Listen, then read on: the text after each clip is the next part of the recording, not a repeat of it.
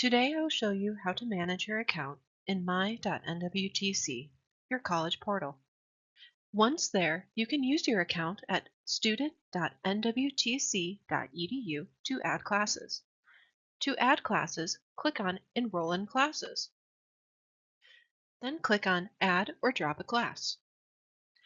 Add a class allows you to search classes per term. Once you have your classes in the shopping cart, click the cart icon at the top of the portal to move forward with the enrollment process. Your student portal is also how you access your financial aid and other funding. There you will find your to-do list, be able to view available offers, and accept or decline financial aid offers. Lastly, just below the Financial Aid tab, you will find Manage Your Finances.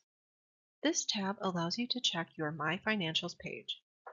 My Financials is where you can pay bills and access your tuition and tax information.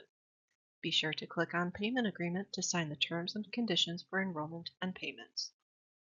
For more help, visit our Ask a Librarian website at nwtc.libanswers.com.